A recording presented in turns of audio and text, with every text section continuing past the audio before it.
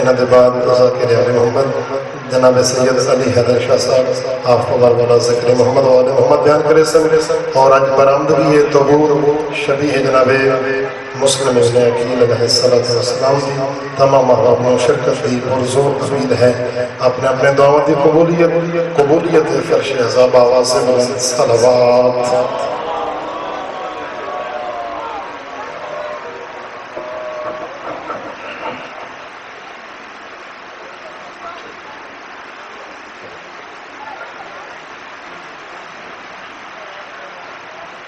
دعائے ظہور امام زمانہ اللہم کن لولیک الحجت ابن الحسن صلواتک علیہ وعلا آبائے فی هذه الساعة وفی کل ساعة وليا وحافظا وقائدا وناصرا ودليلا وعينا حتى تسكنه أرضك طوعا وتمتعه فيها طويلا. اپنے اعمال کی قبولیت کے لیے سب مل کے صلوات پڑھیں.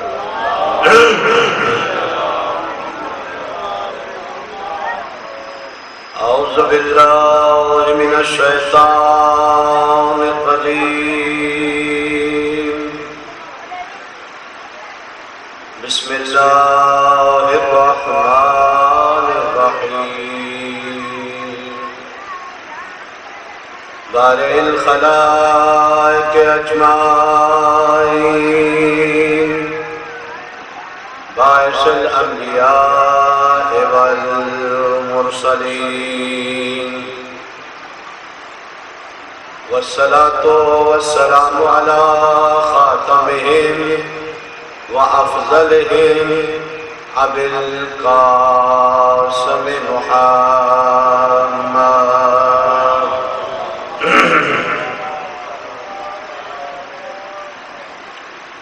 والصلاة والسلام على أهل بيت النبوة ومعدن الرسالة أم فاطمة وأبوها وبعلها وبنوها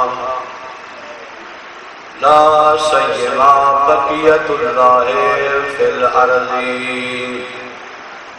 روحي له الفداء ولعنة الله على أعدائهم أجمعين من الآن إلى قيام يوم الدين.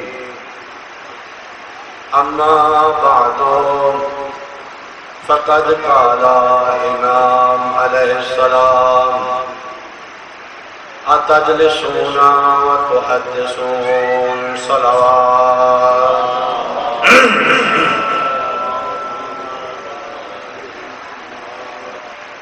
گرامی کا سامعین اور میرے بزرگوں اور جوان دوستوں، آپ کی خدمت میں معارف اہل بیت کو احیاء کرنے کے طریقے بیان کیے جا رہے ہیں کہ ماہ محرم یہ ظرف ہے، جس طرح ماہ رمضان ظرف قرآن ہے، اور ماہ رمضان کی ساری عظمت یہ ہے کہ اللہ نے اس مہینے میں قرآن کو نازل کیا. اور اسی طرح ماہ محرم ظرف شہادت حسین ابن علی ہے، اور محرم کی عظمت فضیلت وہ اسی وجہ سے ہے کہ اس میں عاشقان الہی کی شہادت کے ایام ہیں. تو اس لیے ہمیشہ ظرف کی قدر وہ مظروف کی وجہ سے ہوتی ہے، کیونکہ اللہ نے ماہ مبارک رمضان میں قرآن اور نورانی تعلیمات کو نازل کیا، تو قرآن کی برکت سے اللہ نے ماہ رمضان کو شرف بخش دیا. اور ماہ محرم میں بھی، کیونکہ عاشقان الہی کی شہادت کے ایام ہیں، یہ شہادت عاشق الہی کی وجہ سے اللہ نے ماہ محرم کو پوری دنیا میں شہرت عنایت کر دی۔ تو ظرف محرم مظروف وہ دین اسلام ہے، وہ قرآن ہے، وہ معارف اہل بیت ہے۔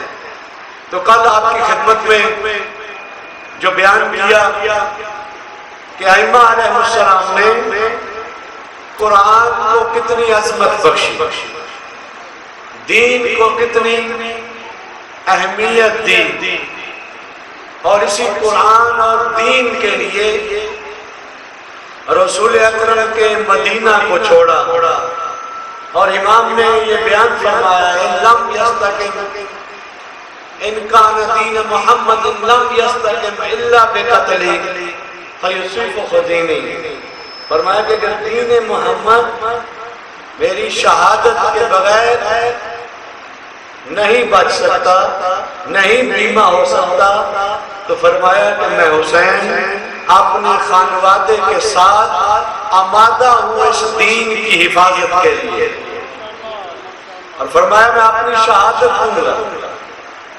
میں اپنی بہن کی چادریں دوں گا، لیکن دین خدا کو، تعلیمات قرآن کو، معارف اہل بیت کو احیاء کروں گا۔ دنیا والے قیامت تک دیکھیں گے کہ میں ایسا فارمولہ بتا کے جاؤں گا کہ اگر کسی معاشرے میں دین کی اقدار کے اوپر حملہ ہوگا تو جو بھی حسینی تعلیمات کا وارث ہوگا وہ اپنی گردن تو کٹا دے گا، لیکن دین کے اوپر آنچ نہیں آئے گا۔ نعرہ تکبیر، نعرہ رسالت، نعرہ حیدری، آواز بلند تر سلوات۔ اس لیے حسینیوں کو اگر پہچاننا ہے تو حسینی لنگر کھانے میں نہیں پہچانے جائیں گے، دوسری چیزوں میں آپ حسینیوں کو نہیں پہچانیں گے، لیکن حسینیوں کو پہچاننا ہے تو پھر دین کے اوپر اگر کوئی مشکل بنے گی تو جو حسین کا حقیقی وارث ہے وہ جو کھڑا ہوگا دین کے دفاع کے لیے۔ اور میں پہلے بھی آپ کی خدمت میں بھی بیان کر چکا کہ بڑے بڑے صحابہ زادے تھے، لیکن ایک نبی زادہ تھا۔ صحابہ زادے انہوں نے دیکھا کہ ہمارا مفاد نہیں ہے، ہمیں کوئی یہاں سے مال غنیمت نہیں ملے گی، ہمیں کوئی مال و دولت نہیں ملے گی، لیکن یہاں پہ جو قربانی دی کس نے دی؟ جو وارث دین تھی، جو وارث قرآن تھا۔ تو یہاں فرق ہے نبی زادے میں اور صحابی زادہ میں۔ اگر کوئی مشکل ہو تو وہ وہاں پہ کام نبی زادے آتے ہیں، صحابی زادے نہیں آتے۔ اس وجہ سے یہ دین، ابھی آپ دیکھیں گے کہ زیادہ تر سادات ہیں کہ جو دین کی خدمت کرتے ہیں۔ پاکستان میں بھی دیکھیں آپ ہیں، دوسرے بھی بزرگوار ہیں، لیکن جن میں خون حسین ہے ان کے اندر یہ دین کی طرف زیادہ ہے۔ امام خمینی رحمت اللہ علیہ سرزمین ایران پہ جب دیکھا کہ وہاں پہ دین کو ہے، اس نے اپنی کتاب لوح محفوظ میں لکھا، لوح ایام میں لکھا کہ ایک پہلے ملک سے سفارتکار ایران میں گیا ہوا تھا شہنشاہ کے زمانے میں، جب وہ آیا اور میں نے اس کی جگہ پہ جانا تھا تو میں نے اسے پوچھا کہ بھائی ایران کے حالات بتاؤ کیسے ہیں؟ تو وہ کہنے لگا کہ بھائی میں نے جو حالات دیکھے ہیں شہنشاہ کے زمانے کی بات کر رہا ہوں کہ وہاں زبان پہ تو حسین حسین ہے، لیکن کردار میں اور اخلاق میں حسین نہیں ہے۔ کہا کہ میں نے وہاں لوگوں کی زندگیوں میں تضاد دیکھا ہے کہ زبان سے حسین کہتے ہیں لیکن اعمال سے وہ حسینی نظر نہیں آتے۔ تو کہا کہ یہ مجھے بڑا تعجب ہوا، محرم میں بڑے اخراجات کرتے ہیں، بہت نیازیں دیتے ہیں، اگر آپ زائرین ہیں گواہی دیں گے اس چیز کی کہ وہاں پہ انقلاب اسلامی کے بعد مفصل لنگر کا انتظام حکومت اسلامی کرتی ہے، چاول باقی چیزیں گھی اور یہ ساری چیزیں وہاں پہ حکومت اسلامی سپلائی کرتی ہے، اور وہاں پہ سب نے، بچوں نے، خواتین نے، بزرگوں نے، جوانوں نے عزاداری کے بعد اسی امام بارگاہ کی بیسمنٹ میں باقاعدہ ٹیبل لگے ہوتے ہیں اور مفصل طریقے سے لحاظ کا اہتمام ہوتا ہے۔ یہ انقلاب اسلامی کی برکت۔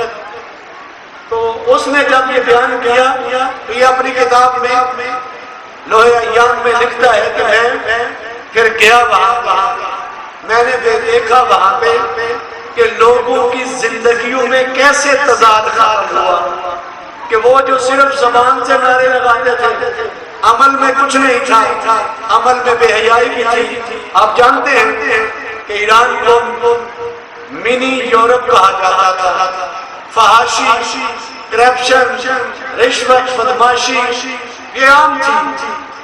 یہ انور مسعود صاحب بہت بڑے رائٹر یہ لکھتے ہیں کہ میں نے پھر وہاں پہ خود نظارہ کیا اور میں نے دیکھا کہ یہ فرزند حسین وہاں پہ آیا، اس نے انسانوں کی اس طرح تربیت کی کہ وہ جو نام صرف حسین کا لگاتے تھے، حسین کا کردار بھی ان کی روح میں پیدا ہو گیا۔ تو حسینی نظام کب آتا ہے؟ حسینی نظام صرف شعار سے نہیں آتا، صرف بزم سے نہیں آتا، صرف قصائد پڑھنے سے نہیں آتا۔ حسینی نظام کے لیے شعار سے بڑھ کر کردار حسینی بنانا پڑتا ہے۔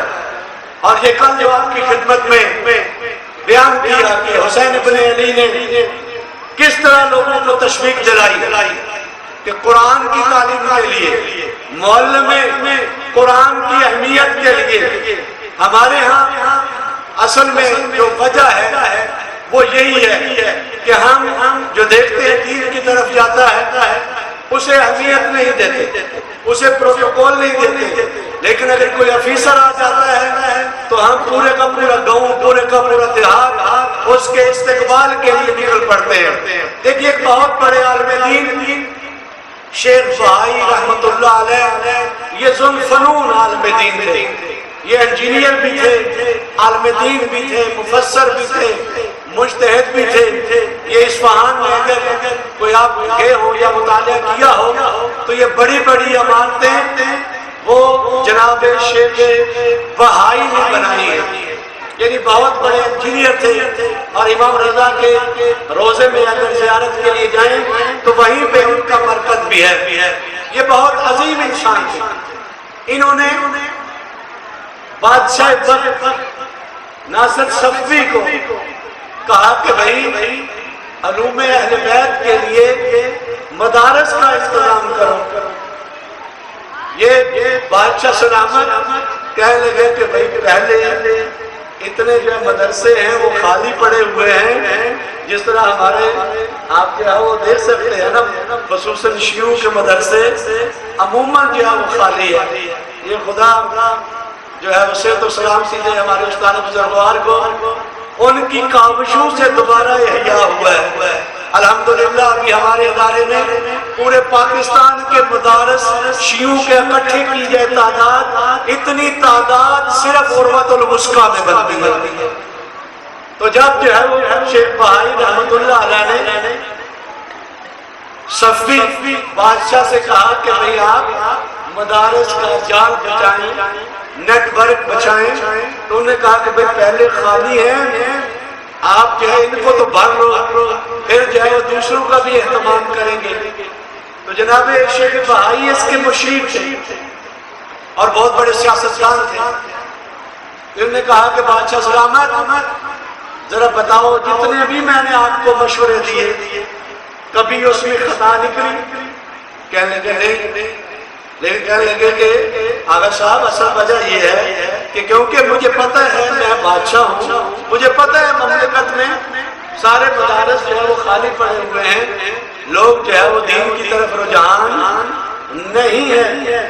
تو انہوں نے فرمایا کہ دیکھو میں نے جب سیاسی مسائل میں آپ کو کوئی الٹا مشورہ نہیں دیا بلکہ کامیاب مشورے دیے ہیں اور اس میں آپ کی سیاست موفق ہوئی ہے، کامیاب طریقے سے آپ کی حکومت چل رہی ہے، تو ذرا میرے اس مشورے کے اوپر بھی عمل کریں۔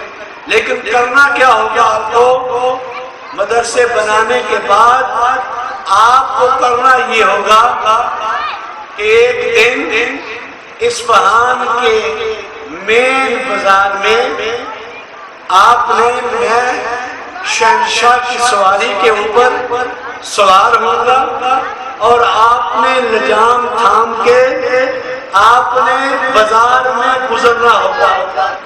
تو بادشاہ نے کہا کہ مشکل کام نہیں ہے، میں یہ کروں گا۔ تو فرمایا کہ پھر مشکل نہیں ہے، پھر دیکھنا کہ کتنے طلاب مدارس میں آ جاتے ہیں۔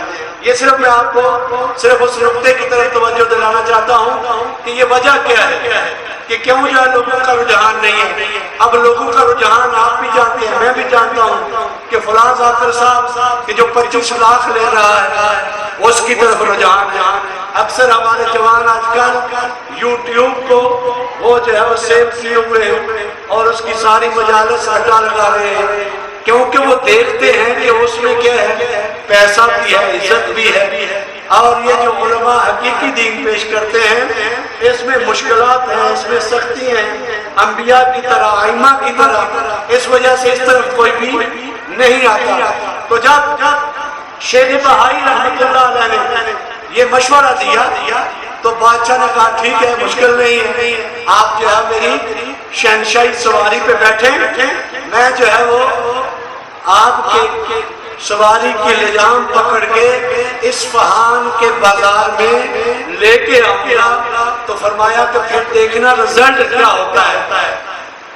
تو جب یہ شہنشاہ بادشاہ اس مجتہد عظیم الشان کی سواری کی لجام پکڑ کے بازار میں 2-3 کلومیٹر چلے، لوگوں نے دیکھا، تو جب دیکھا تو دوسرے دن، کیونکہ یہ لوگ عموماً معرفت شعور کی تھوڑی کمی ہوتی ہے، صرف جو دیکھتے ہیں بس اسی کے اوپر عمل کرتے ہیں، تو سب نے کہا کہ دیکھو ایک مجتہد کی کتنی عزت ہوتی ہے کہ جس کے گھوڑے کی لجام بادشاہ پکڑ کے چلتا ہے، چلو سارے بچے مدارس میں داخل کرواتے ہیں۔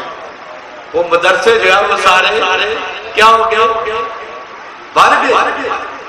خوب یہی چیز ہے کہ اگر ہمارے معاشرے میں جو صاحبان حیثیت ہے، جو صاحبان مقام ہیں، انہیں شعور آ جائے، وہ آگاہ ہو جائے، وہ بیدار ہو جائے، تو دیکھیں معاشرے میں تبدیلی آ جائے گی اور حقیقی قدروں کی طرف جائیں، نہ صرف مادی قدروں کی طرف۔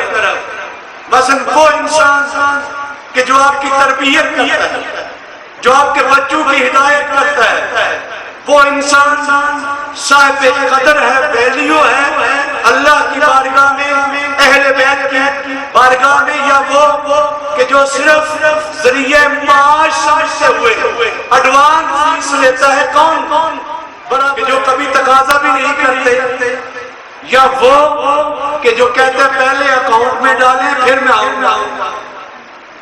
یہ تھوڑی یہ سوچنے کی بات ہے نا، تھوڑی دقت کی بات ہے۔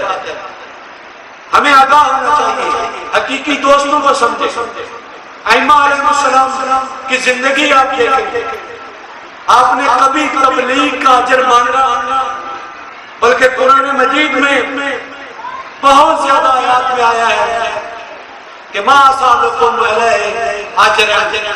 انبیاء نے کہا کہ ہم جو ہے وہ تبلیغ کا اجر نہیں مانگتے، اور سورہ شورا میں جو ارشاد ہوا کہ ما اصابکم، کہ میں کوئی بھی اجر نہیں مانتا لیکن الا المودۃ فی القربى، تو دیکھیے مودت قربا بھی کیا ہے؟ تو یہ رسول اکرم کو کوئی مادی فائدہ تھا، بلکہ کہا کہ اگر یہ محبت اللہ نے واجب قرار دی ہے تو اس میں بشریت کا فائدہ ہے، اگر حسین سے محبت کرو گے تمہیں نجات مل جائے گی۔ تو اس وجہ سے بعض نکات ہیں ان کی طرف خصوصی طور پہ توجہ دینے کی ضرورت ہے، اور ایک قرآن کی قرأت ہے، ایک قرآن کی تلاوت ہے۔ ذرا توجہ فرمائیں گے اس نکتے کی طرف۔ قرأت کسے کہتے ہیں؟ حروف کو ملا کے ایک کلمہ بنا کے پڑھا جائے، اسے کیا کہتے ہیں؟ قرأت کہتے ہیں۔ انگلش میں ریڈنگ، یعنی بغیر معنی کی طرف توجہ کیے ہوئے جو قرآن پڑھا جاتا ہے اسے کیا کہتے ہیں؟ اسے قرأت کہتے ہیں۔ اور تلاوت کسے کہتے ہیں؟ کہ الفاظ کے ساتھ ساتھ معنی، مفاہیم، اوامر، نہی اور وہ جو قصے، کہانیاں ہدایت کے لیے اللہ نے بیان کیے ہیں، ان سب کے اوپر پڑھتے جائیں، عمل کرتے جائیں، اسے تلاوت قرآن کہتے ہیں۔ اور اسی طرح حسین ابن علی کی بھی ایک قرأت ہے، ذکر حسین ایک قرأت ہے، ایک ذکر حسین کی تلاوت ہے۔ یعنی کل بھی آپ کی خدمت میں بیان کیا کہ مولا کی زیارت میں پڑھتے ہیں السلام علیکم قد تلاوت القرآن، بانی آیا کہ اے حسین تو نے قرآن کی قرأت کی، بلکہ کیا فرمایا؟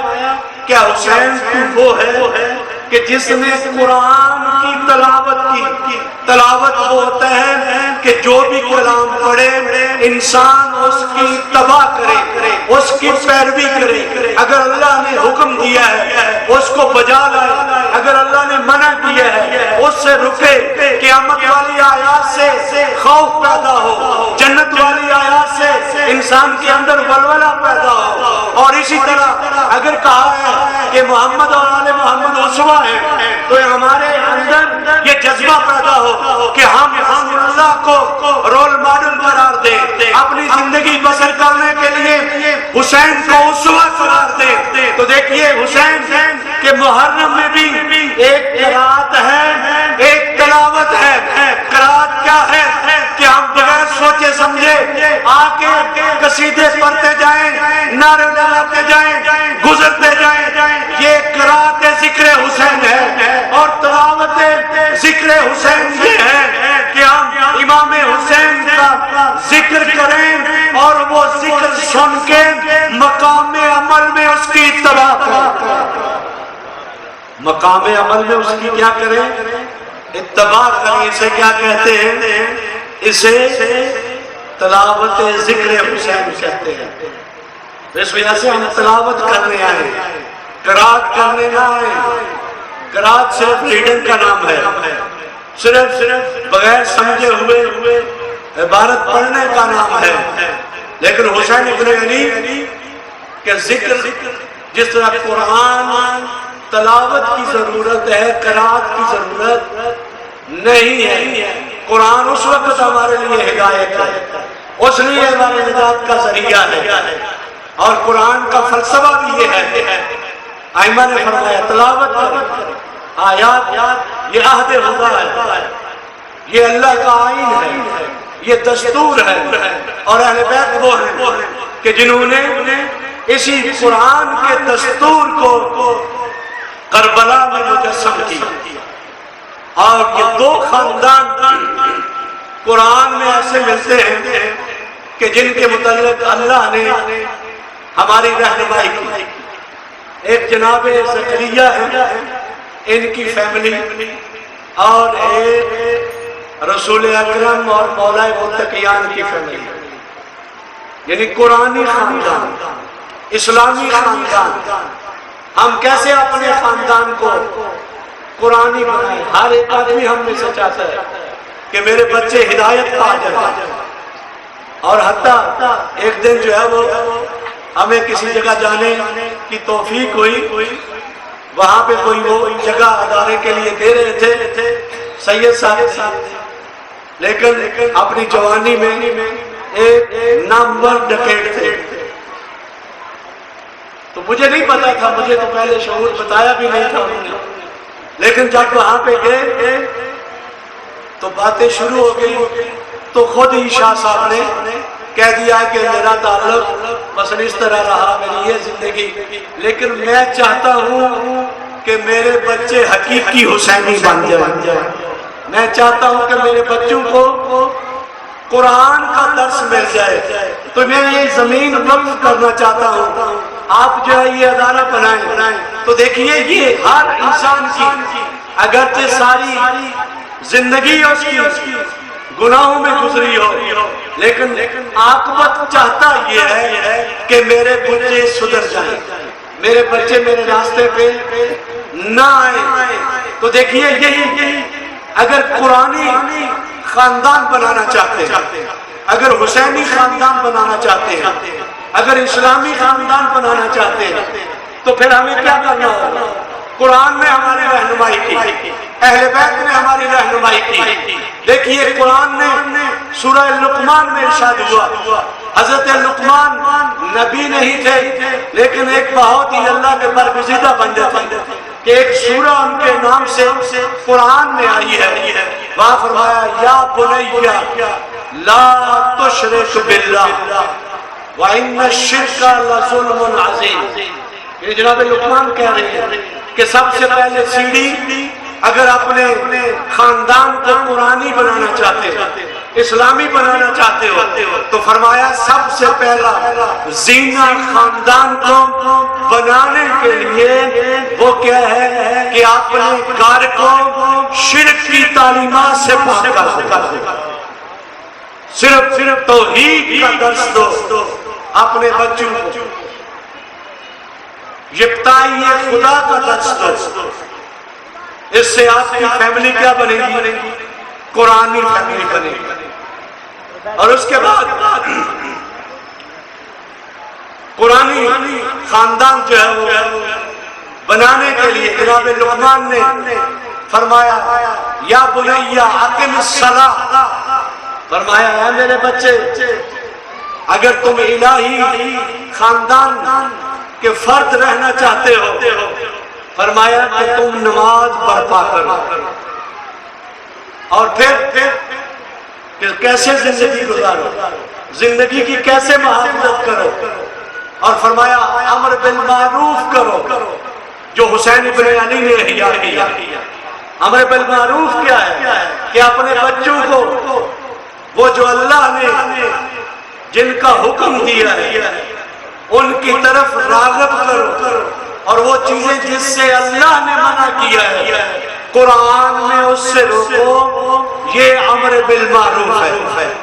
تو قرآنی خاندان بنے گا توحید سے، اصول دین سے. قرآنی خاندان بنے گا فروعات دین سے. قرآنی خاندان بنے گا اصل قرآنی امر بالمعروف سے. اور اس کے بعد فرمایا وَعَاشِرُهُنَّ بِالْمَعْرُوفِ. فرمایا پھر پیار محبت کے ساتھ زندگی بسر کرو. یہ قرآن مجید نے ہماری رہنمائی فرمائی. اور دیکھیے یہ دو خاندان اللہ نے سورہ انبیاء کی آیت نمبر 90 میں کا تذکرہ کیا کہ جب حضرت زکریا نے دعا مانگی کہ خدایا میں اکیلا ہوں، میرے کوئی وارث نہیں ہے، تو اللہ نے ان کی دعا مستجاب فرمائی اور اللہ نے ان کو حضرت یحییٰ جیسا عظیم نبی فرزند عطا کیا. اور اس کے بعد اللہ تعالیٰ نے فرمایا کہ دیکھو جو قرآنی خاندان ہوتے ہیں وہ کرتے کیا ہے. فرمایا انہم یسارعون فی الخیرات. فرمایا کہ جو دیندار لوگ ہوتے ہیں وہ اچھائی کو برپا کرنے کے لیے، وہ ذکر حسین کو برپا کرنے کے لیے، مجالس سید الشہداء کا تذکرہ برپا کرنے کے لیے وہ خیرات میں سستی نہیں کرتی، جلدی کرتے ہیں. یعنی وہ سارے سارے والا مغفرت میں ربکم، یعنی جو خاندان قرآنی ہے، دیکھیے ہے نا باقی بھی ہمارے جیسے خاندان، وہ جو ہے وہ کبھی 11ویں شریف کا بھی ختم نہیں دلاتے. ہمارے ہاں تو 11ویں نہیں ہے، ہمارے ہاں حاضری ہے، تو حاضری کا بھی ختم نہیں دلاتے.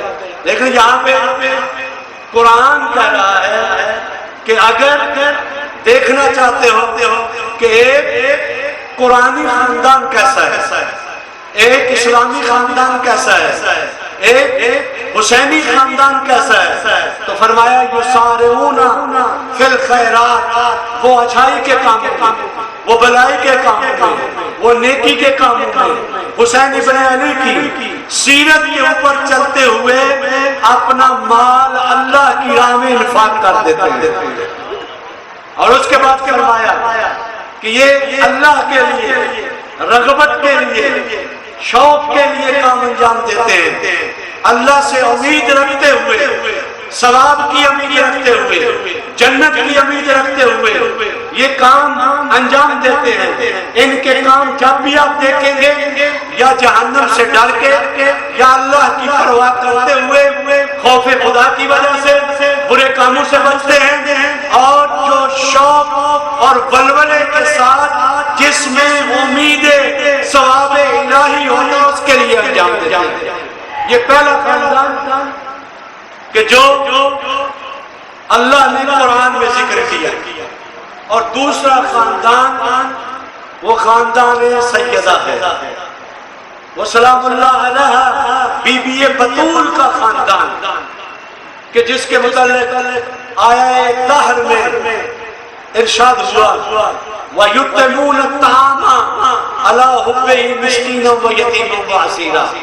اور علامہ اقبال نے کہا کہ مریم از یک نسبت عیسیٰ عزیز، از سے نسبت حضرت زہرا عزیز، اور نور چشم رحمت للعالمین امام الاولین آخرین. پھر اس کے بعد کہا بانوئے تاجدار حالاتا مرتضی مشکل کشا. یعنی علامہ اقبال نے عظمت جناب سیدہ بیان کیا، آپ کے گھر کی عظمت بیان کر کے کہا کہ دیکھو مریم ایک نسبت سے عزیز ہے کہ ایک بیٹا نبی، ایک نبی، ایک بیٹا معصوم. لیکن فرمایا جناب سیدہ کے گھر کی عظمت یہ ہے کہ 3 نسبتوں سے اللہ کی بارگاہ میں عزت مند ہے. اور وہ کیا ہے؟ سب سے پہلے نور چشم رحمت اللہ علیہ، وہ آنکھوں کی ٹھنڈک ہے رسول اکرم امام الاولین آخرین، کہ جو پوری بشریت کے امام ہیں. اور اس کے بعد سورہ طاہر دیکھیں علامہ اقبال نے کیا بیان کیا کہ بانوئے تاجدار حالاتا، یعنی یہ حالاتا علی الانسان حین من الدار، یہ کس کا تاج بن کے آیا؟ یہ علامہ اقبال نے بتا دیا کہ یہ تاج آ کے سجا ہے اس دنیا میں علی ابن ابی طالب کی خلافت میں. یعنی یہ تاج سورہ حالاتا، یہ امیر المومنین کے سر کے اوپر یہ تاج روحانی اور مانوی سجا ہے. تو یہاں پہ اللہ نے یہ قرآنی خاندان کا تذکرہ کیا. وَيُطْعِمُونَ الطَّعَامَ، فرمایا یہ خاندان کیسا ہے کہ یہ اطعام کرتا ہے، یہ انفاق کرتا ہے اللہ کے لیے، اللہ کی محبت کی خاطر. کوئی انہیں لالچ بھی نہیں ہے، نہ جنت کا لالچ نہ جہنم سے ڈر کے لیے، بلکہ صرف علی وجہ اللہ، صرف اخلاص الہی کی خاطر. یہ جو ہے نہ رغبت کے لیے کرتے ہیں، نہ ہی خوف کے لیے. اور مولا نے خود مولا حسین سے بھی روایت ہے، امیر المومنین سے بھی روایت ہے، فرمایا کہ میں عبادت جہنم کے ڈر سے نہیں کرتا، نہ ہی جنت کے لالچ کے لیے کرتا ہوں، بلکہ خدا میں نے تمہیں اہل عبادت پایا ہے فوجدتم اہل العبادت فعبدتم، میں نے آپ کو اہل عبادت پایا ہے اس لیے تیری بندگی کرتا ہوں. تو یہ دوسرا گران. اور دیکھیے روزہ رکھتے ہیں اور لوگوں کو بتایا کہ جب بھی تمہاری مشکل آ جائے، جب بھی پریشانی آ جائے تو منت مان، نظر کرو، اور وہ مشکل جب ادا ہو جائے تو پھر جو آپ نے ہدیہ نیت کیا ہے اسے اللہ کی راہ میں خرچ کرو. آپ جناب سیدہ منت مانتی ہیں، وَيُتِمُونَ الطَّعَامَ، منت مانتی ہیں، اور پھر افطاری کا ٹائم ہو جاتا ہے، مسکین آتا ہے، یتیم آتا ہے، اسیر آتا ہے. دیکھیے یتیم تو مسلمان ہو سکتا ہے، مسکین بھی ہو سکتا ہے، لیکن یہ اسیر کیا تھا؟ تو دیکھیے اہل بیت نے یہ بتا دیا کہ اگر کافر بھی ہو اور قیدی ہو، اگر سوالی بن کے آ جائے کبھی بھی خالی نہ لوٹانا. یعنی یہ حسین ابن علی کا گھرانہ ہے، یہ قرآنی گھرانہ ہے. تو دیکھیے قرآن اور قرآنی گھرانہ اور اہل بیت کا گھرانہ جنہوں نے مجسم قرآن کیا، انہوں نے لوگوں کو، اس گھرانے نے توحید کا درس دیا، اس گھرانے نے لوگوں کو فروعات دین، اقامہ نماز، اقامہ حج، اقامہ زکوٰۃ، اقامہ امر بالمعروف اور امر بالمعروف ایسا کیا کہ اپنی نسل ساری قربان کر دی، لیکن محافظ دین، اصل قرآنی امر بالمعروف کو زندہ کیا.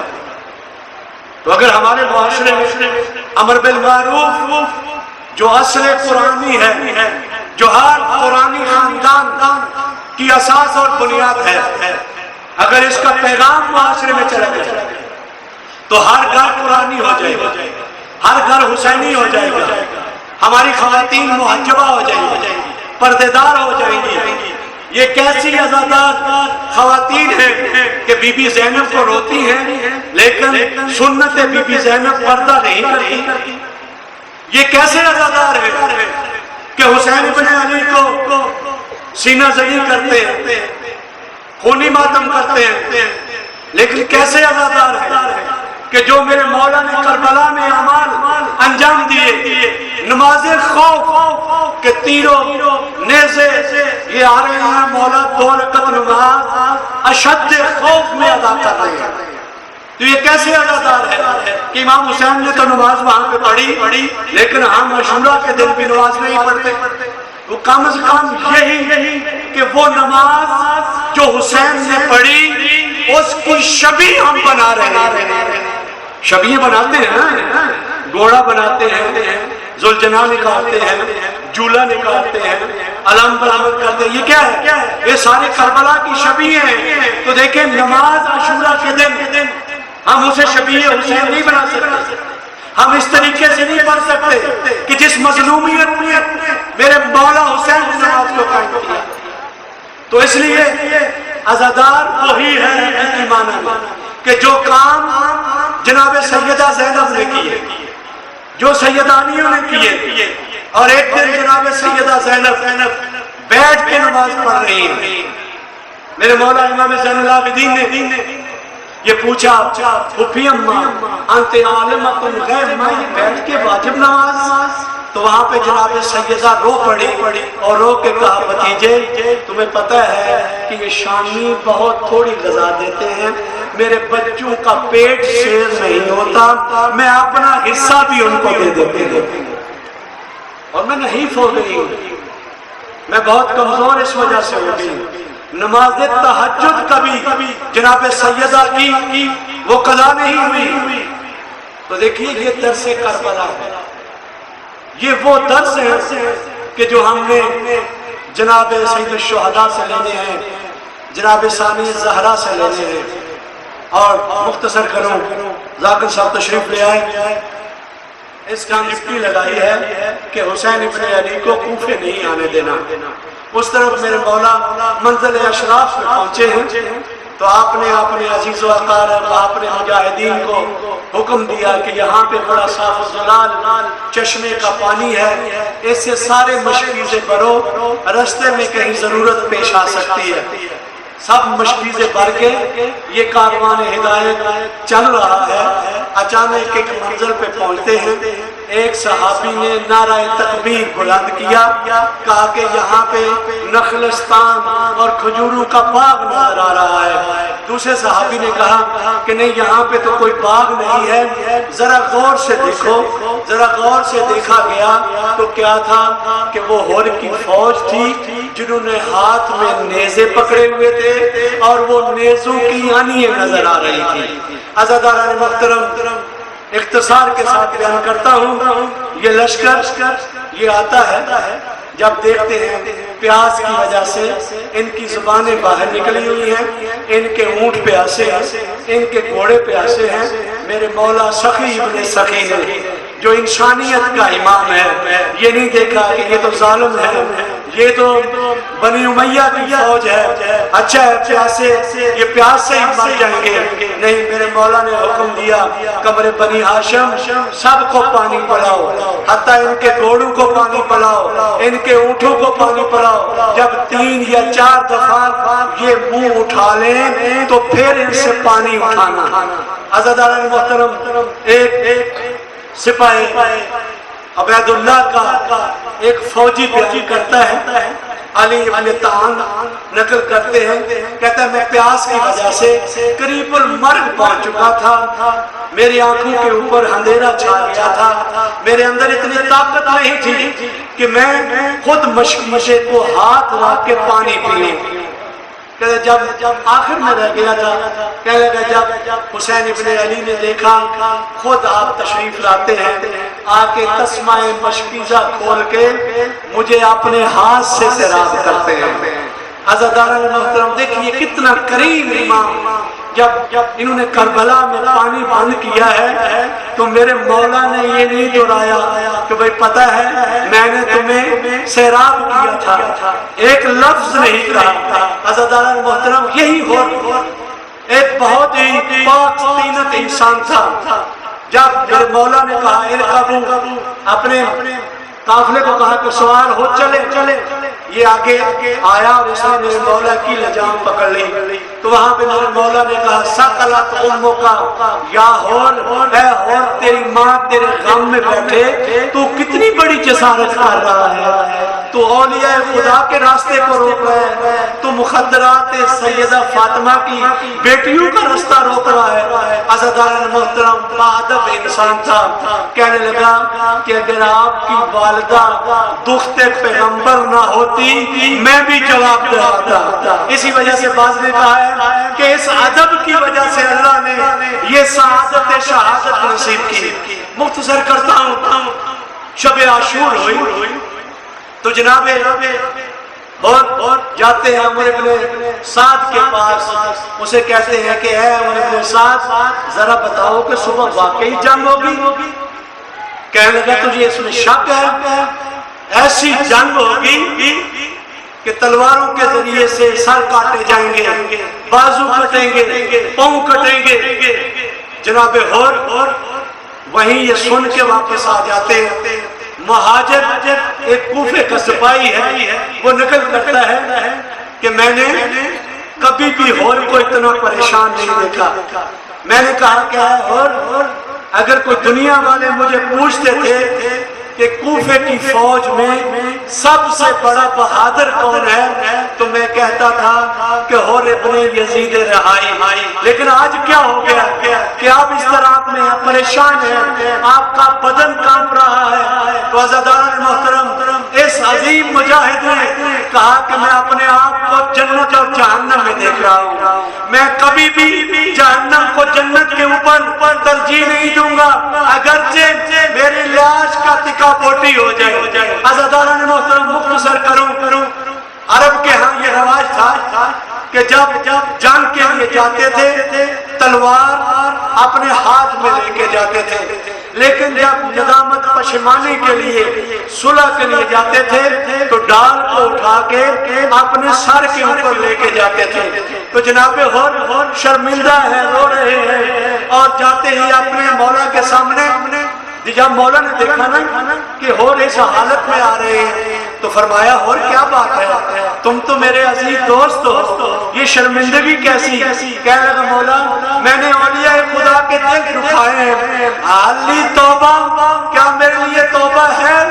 عزیزان محترم، میرے مولا نے فرمایا کہ تمہیں ہم اہل بیت نے بخش لیا ہے، تیری توبہ قبول ہو گئی ہے۔ عزیزان محترم، وہیں پہ اجازت جنگ لیتے ہیں جناب اور جاتے ہیں 60 کوفیوں کو ہلاک کر کے ایک مرتبہ زمین کے اوپر آتے ہیں، میرے مولا جاتے ہیں اپنے دامن سے وہ رومال جو جناب سیدہ نے بنا ہوا تھا نکالتے ہیں، جناب اور کی پیشانی سے باندھتے ہیں اور فرماتے ہیں اور تیری ماں نے تیرا نام اور رکھا تھا، واقعی تو آزاد مرد دنیا و آخرت ہے۔ عزیزان محترم آخری جملہ وہ کہوں گا کہ مولا جو بھی شہید ہوتا تھا آپ آتے تھے اس کے سر کو اپنے دامن میں لیتے تھے، لیکن چند ہی لمحوں کے بعد جب آپ زین سے زمین پہ آئیں گے کوئی بھی آپ کے سر